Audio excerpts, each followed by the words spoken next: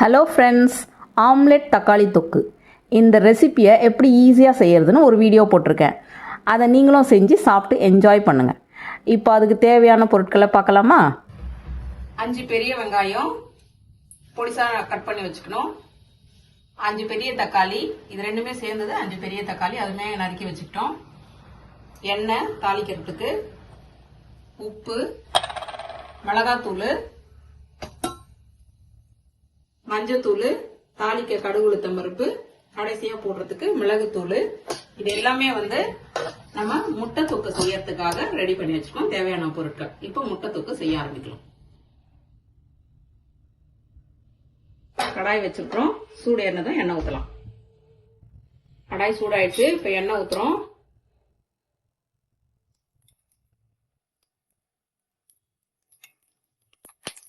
மூணு கரண்டி எண்ணெய் ஊற்றிருக்கேன். கொஞ்சமா கடுகு உளுத்தம் பருப்பு போடுறோம்.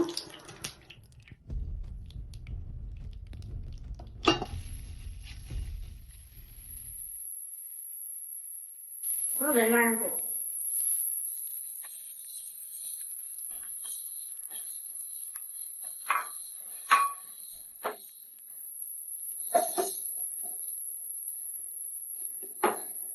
நல்லா வதக்கணும்.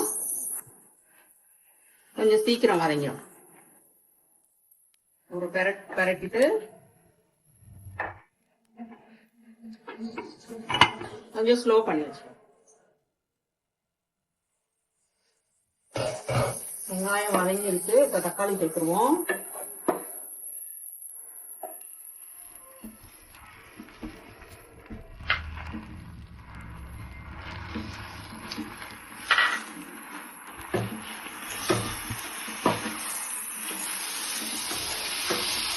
க்ளோஸ் பண்ணி வச்சுருவோம்.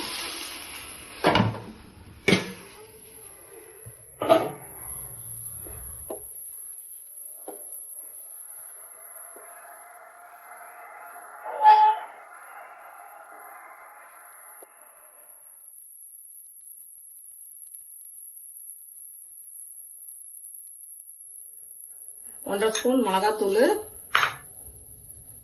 அதுக்கு தேவையான அளவு உப்பு. ஏற்கனவே உப்பு கொஞ்சம் வெங்காயம் வதக்கிறதுக்காக போட்டிருக்கோம், அதனால இப்போ கொஞ்சம் கம்மியாவே போடும்.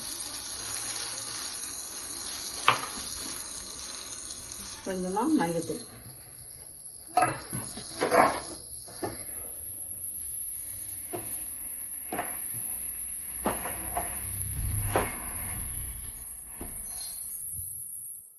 கொஞ்சமா நம்ம இப்ப தண்ணி சேர்த்துக்கிறோம்.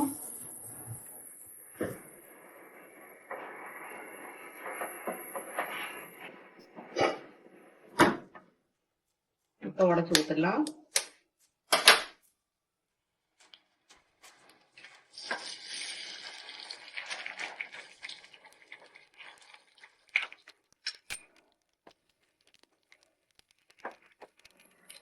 இதுல மிளகுத்தூள், சால்ட் கலந்ததை நம்ம இதுல சேர்க்கிறோம். இதுல எடுத்துடலாம். ஹாஃப் பாயில் இருக்கு.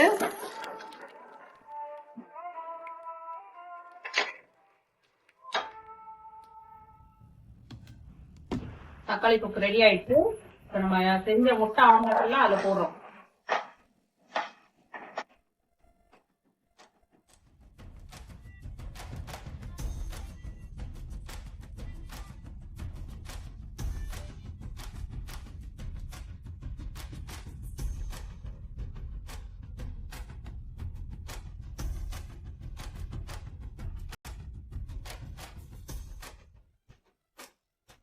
நம்ம இது மேல போடுறோம்.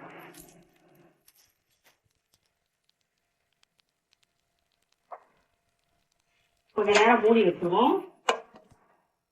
இப்ப ரெடி ஆயிட்டு இருக்கோம். ஓபன் பண்ணுவோம்.